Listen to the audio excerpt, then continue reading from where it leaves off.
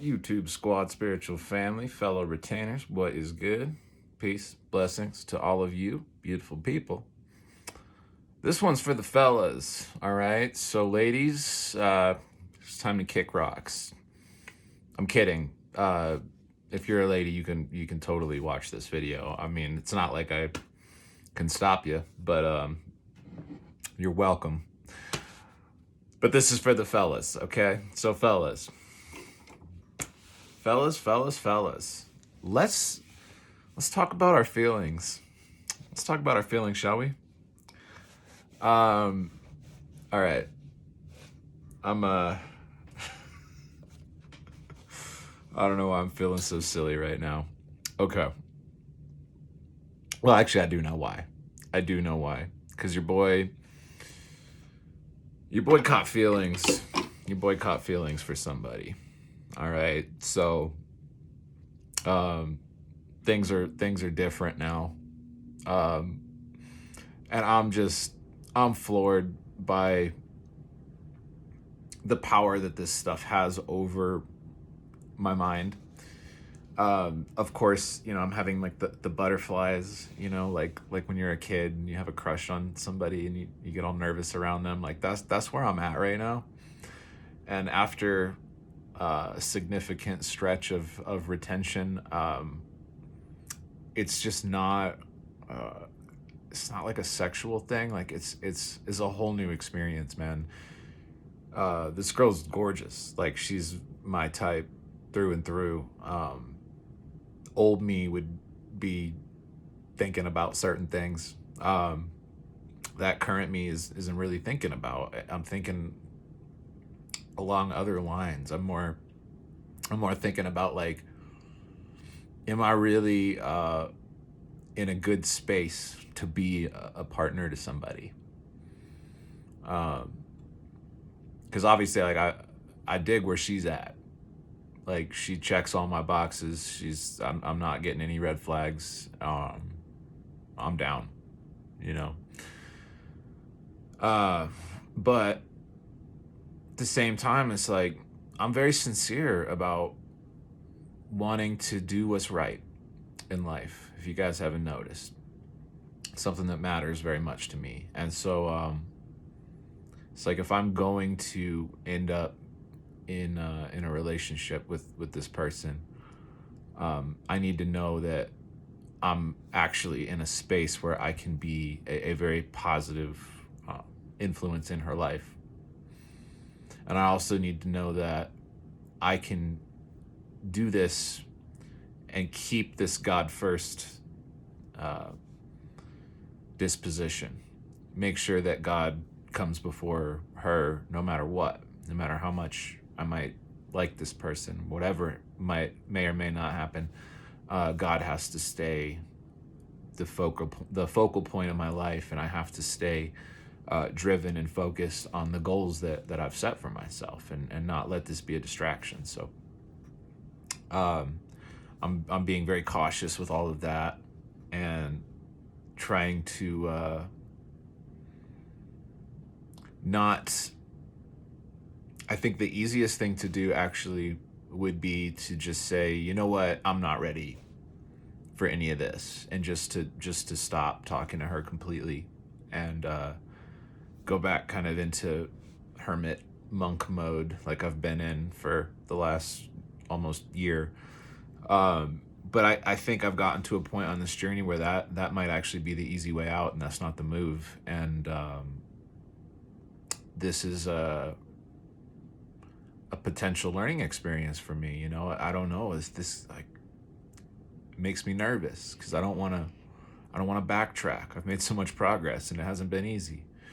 But at the same time, this presents a new challenge for me. It's kind of a new level, and you know what they say about new levels. So I anticipate new devils, new challenges, new temptations, new tests, new struggles. I mean, like I said, nothing has really even happened yet. It's just a possibility, and the possibility alone is already kind of throwing me for a loop. So yeah, all right. But here's the main the main point I want to make in this video. The main thing I want to get. Let's dive in. Let's put on our scuba gear and dive in. So as I'm watching myself, I'm observing myself in this process. I haven't had any kind of romantic feelings for anybody in a long time. The last time I had feelings for somebody, she turned out to be very abusive, very. I hesitate. I could go on and say all kinds of negative things, but as the saying goes, hurt people hurt people. She was a hurt person, and she hurt me, and I was so attached to sex and love and security from being in a relationship, and also the validation of having like a very beautiful girl tell me that I'm sexy and amazing, and the love bombing stuff was very, the dopamine response to that. I mean, it was like I was addicted. I was very addicted to this person, and she knew it. She could sense it, and it made for a very toxic dynamic. So it's like I had that addictive tendency. She had her kind of abusive tendencies, and I kind of became an emotional punching bag for her in a lot of ways, and I let it happen because I'm trying to be the nice guy. I'm people pleasing, and also I want to secure that safety net of having somebody, So, in any case, first time I've had feelings like that since that. It's been a long time. So, what I'm doing now is I'm trying to make sure that I don't repeat the same mistakes, because in my life I've had a pattern of repeating mistakes and ending up in similar situations with different people, or in similar situations in different places, like changing the city I live in, changing the school I go to, changing the house I live in, changing the girl I'm in a relationship with, and then finding that like the same problems tend to manifest themselves in all these different situations. And then you start to realize, oh, I think I'm the problem. That's what's going on here. I'm taking my problems with me. And so I've got to change the way I do things, or I'm going to keep getting the same results, that whole thing. So I'm very much trying to change the way that I approach this whole situation, mentally, spiritually, physically, everything. So you guys, I'm doing some deep introspection, some contemplation, and already this is like a potent little thing for me, because I'm feeling this. I feel it here. I point to my stomach. It's like in my solar plexus. It's like the same place you get the butterflies. I get the yearnings. Like, oh, I want to love you. I want to love you, and I want to be loved. I just crave for that intimacy, and I feel that here. And for me, it's really important to be in my body, just to feel, because that helps detach from the narrative. When we have these feelings, a lot of times there's a narrative associated with it, and we get stuck up here on a mental plane, and we get stuck in these narratives, and then the narratives produce more emotions, and then those emotions lead to further narratives, and we're in this sort of hamster wheel with our like emotional body and our mental body sort of playing this game with each other, this like ping-ponging effect. And so I'm doing my best to sort of step back, be the witness, and just witness, okay, I've got this feeling. Like, what is this? What's going on? It's a nervousness. It's kind of feels a little bit like excitement, but it's also fear. It's also, I feel, like cloud nine happy, but I also feel like lonely and like longing, and it's just all happening here. These are all words I just attribute, but really I could just go into the feeling itself and attribute nothing to it. Just be like, okay, this is a feeling I'm having in my body. And then I'm zooming out, I'm watching my mind attach a narrative to the feeling. And the narrative could be something like, she's going to figure out that you're not actually that cool. And she's going to reject you, and it's going to hurt really bad. So prepare yourself for that. Because I've learned to associate these feelings with pain. Anytime I've had these feelings for a person, I end up in severe pain at some point over it. And so naturally, that's my response. I'm like, okay, here's these feelings. And I'm like, oh God, now I'm scared. So I'm just noticing. And then I'm noticing the projections that my mind makes. And then the emotions that that creates. And then the narratives that my mind makes about those emotions. And I'm having to just continually keep stepping back into the witness and just be the witness of what's unfolding within me, because everything is happening within me. Very little has happened externally with this person that I'm talking about. Just enough to have really shaken up my little snow globe here. We're in the holiday spirit. So, yeah. All right, so here's the kicker, you guys. Then I'm going to end this video. But this is really what it comes down to. And this is me, by the way, this is me teaching you guys what I need to learn. And sometimes that makes for the most powerful teaching, because this is coming from a very sincere, very real, very raw place. And I know you guys are going to feel me on this. This is real shit, okay? So it's easier for me to say to you, it's like if you guys were one of my coaching clients or something, it'd be very easy for me to sit here and just tell you, well, like, okay, here's what's going on and here's what you need to do. Not so easy for me to do it myself, but here's what needs to happen. Like if I were my own coaching client, I'd be like, yo, Tim. I'd be like, what do you imagine this person has that you don't already have? Is there some sense that there's something missing in your life that she could fulfill? And better yet, is there some sense that there's something missing within you, in your heart, in your gut, in your loins, in your brain? Is there some sense that something's missing and this person is a solution to that problem? Is that going on? And then that's where I'd have to be very honest with myself and think deeply on this and ask myself, is that going on? And then I'd have to say, well, yeah, on some level, yeah, because before she came along, I didn't feel so lonely when I was alone. I feel like especially alone now when I'm alone, because I'm like thinking about her. So yeah, something in me says, well, if she was here, I'd feel more complete. I'd feel more loved. I'd feel less restless. I'd feel less afraid. I'd feel more safe. All of these things. And it's really, really valuable to be able to label these things, to list them out, give them names. That helps create some distance.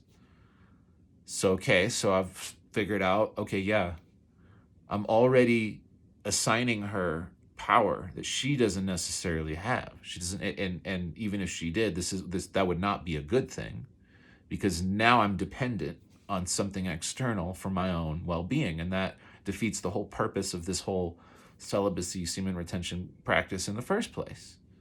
So I can't go there.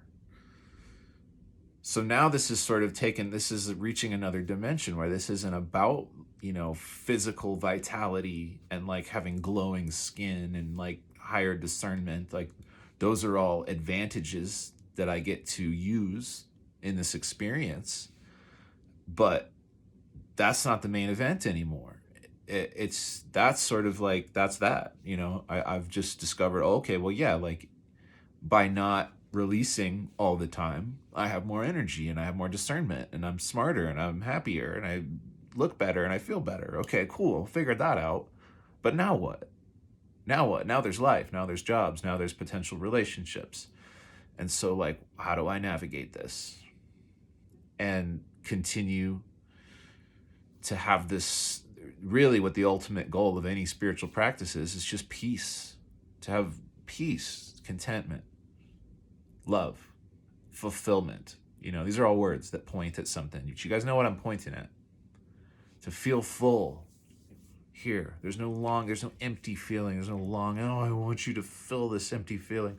It's just full. I'm just full from within. And that puts me in a position where now I can share that fullness with the world. And that's where it's at. That's what creates real satisfaction, real joy, real meaning in life. And so now the question is, whatever it is that I imagine she has that can make me better, whatever that is, can I give all of those things? Anything, I need to sort of sit down and maybe even make a list. Be really specific. What is it that I think this is going to do for me? I'm afraid of it not working out. If it doesn't work out, what don't I have specifically? And whatever that is, can I give it to myself? That's the question. And then that's now the experiment. That's the hypothesis. Say I'm posing a hypothesis. Can I give myself everything I think I want from this other person? And then I have to conduct an experiment to find out. So what that looks like is me maintaining the momentum that I've created before this person showed up. Staying focused, being clear on like, well, what would I be doing if she didn't exist, if I never met her? Would I still be doing the same thing? If not, that's something to look at, right? So, an ongoing journey of self-exploration, witnessing the mind, witnessing the body, witnessing how these events in our lives affect our inner circumstance, and then experimenting with our ability to be the masters of that inner circumstance, so that we get to decide what the inner circumstance is, because we can't control the outer. You know, hopefully you figured that out by now. You can make little changes here and there. You can make a difference, but you don't really have full control over the results of what you do. But you can develop, cultivate an ability to totally self-regulate and self-soothe and self-love. So if I just want a long hug from this person, which is kind of what I want, can I just give that to myself? I want to just snuggle up by the fireplace with this person, you know? Can I just snuggle up by the fireplace with me and give myself that love that I want to give her, or that I want her to give me? Can I just do that? I'm asking you guys this question. I'm asking myself this question. But I'll tell you that the answer is yes. I can do that, and so can you. But it takes some consciousness, it takes some awareness. And it takes some humility and some faith in God. I think if you have those things, then yeah, you don't need anybody else. I don't need anybody else. I don't want to be somebody that needs anybody else. Old me used to want to be needed. In fact, I think I could say I used to need to be needed. I don't want to be needed either. I don't want to need it. I don't want to be needed. I just want to be at peace.